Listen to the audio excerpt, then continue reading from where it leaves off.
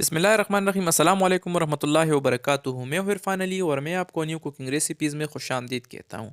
तो फ्रेंड्स, आज हम प्याज का कलर तैयार करेंगे। शादी वगैरह में जो देगों में जो चावल पकते हैं और जो घरों में चावल पकाए जाते हैं उसका कलर और देग वाली चावल का कलर अक्सर मुख्तलिफ होता है। तो देगियों वगैरह में जो चावल पकते हैं उसमें अक्सर वो लोग प्याज का कलर का इस्तेमाल ज़्यादा करते हैं। तो इसलिए चावलों का कलर भी अच्छा रहता है और उसका टेस्ट जो होता है वो भी ज़बरदस्त होता है। तो फ्रेंड्स, आप लोगों को प्याज का कलर जो है ये बाज़ार से भी आसानी के साथ मिल जाएगी, लेकिन आज हम आपको घर में इंतहाई आसान तरीके से प्याज का कलर बना के सिखाएंगे इंशाल्लाह। तो चलिए फ्रेंड्स, वीडियो को स्टार्ट करते हैं।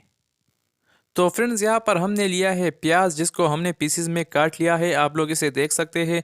तो प्याज़ों को काटने के बाद यहाँ पर हमने कढ़ाई को चूल्हे पे रख दिया है और हमारी जो घी है वो अच्छे तरीके से गर्म हो चुकी है।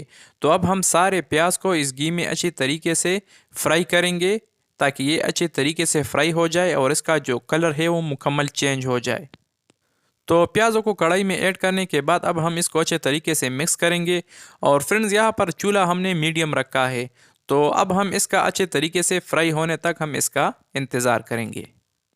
तो फ्रेंड्स, आप लोगों को जब भी घर में चावल पकाने हो तो आप लोग ज़रूर प्याज के कलर का इस्तेमाल कर लिया करें, क्योंकि इससे इसका जो जायका होता है वो तो यकीनन बेहतर होता है, लेकिन इसका जो व्यू है और इसका जो कलर है वो भी बहुत ज़बरदस्त आता है।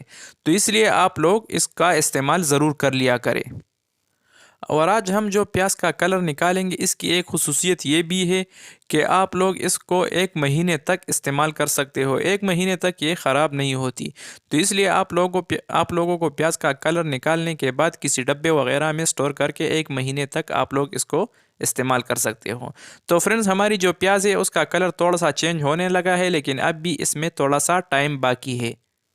हम इसको मज़ीद फ्राई करेंगे और तब तक फ्राई करेंगे जब तक हमारी प्याज़ों का कलर जो है वो मुकम्मल ब्लैक ना हो जाए। तो इसी तरह से आप लोगों ने प्याज़ों को अच्छे तरीके से फ्राई करना है ताकि इसका कलर जो है वो मुकम्मल चेंज हो जाए। तो फिर उसके बाद इसका जो अगला प्रोसेस है तो फिर हम वो करेंगे। तो फ्रेंड्स, अल्हम्दुलिल्लाह फाइनली हमारे जो प्याज थे वो तैयार हो चुके हैं, मुकम्मल फ्राई हो चुके हैं, रेडी है। आप लोग इसके कलर से भी अंदाज़ा लगा सकते हैं। इसका जो कलर है वो मुकम्मल चेंज हो चुका है, मुकम्मल ब्लैक हो चुकी है हमारी प्याज। तो अब हम यहाँ पर चूल्हा बंद करेंगे और इसको एक प्लेट में बाहर निकालेंगे। तो फ्रेंड्स, अल्हम्दुलिल्लाह हमने प्याज़ों को एक प्लेट में बाहर निकाल दिया है, आप लोग इसे देख सकते हैं। तो अब हम इसको अच्छे तरीके से ग्राइंड करेंगे और इसका पेस्ट निकालेंगे। तो इसीलिए आप लोगों ने इसको किसी जूसर जग वगैरह में ऐड करके इसको अच्छे तरीके से ग्राइंड करना है।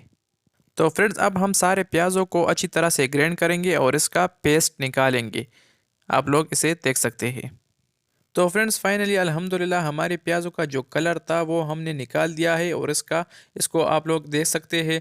तो फ्रेंड्स, आप लोग जब भी प्याज का जो कलर है वो निकालते वक्त आप लोगों ने जूसर जिग को अच्छी तरीके से ड्राई करना है, उसमें पानी का एक कतरा भी नहीं होना चाहिए।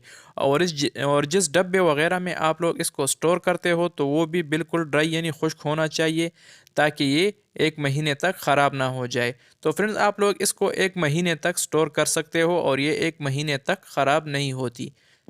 और फ्रेंड्स, हमारे प्याज़ों का जो कलर है आप लोग इसे देख सकते हैं। अभी तो ये पानी सा है, पेस्ट सा है, लेकिन जितना इस पे वक्त गुजरेगा तो ये मज़ीद हार्ड हो जाएगा और सख्त हो जाएगा। तो इसलिए आप लोग इसे फिर 1 महीने तक यूज़ कर सकते हैं, इस्तेमाल कर सकते हैं। तो फ्रेंड्स, उम्मीद करता हूँ कि आप लोगों ने हमारी आज की आसान सी और यूनिक रेसिपी काफ़ी पसंद की होगी। अगर वीडियो पसंद आई है तो वीडियो को भी लाइक करें और शेयर करें और चैनल को तो ज़रूर सब्सक्राइब करें। तो फ्रेंड्स, मिलते हैं नेक्स्ट वीडियो में एक नई और आसान सी रेसिपी के साथ। तो तब तक के लिए अपने दोस्त अपने भाई इरफान अली को दीजिए इजाज़त। जहाँ रहे खुश रहे और हमें अपनी कीमती दुआओं में ज़रूर याद रखिए। अल्लाह हाफिज़।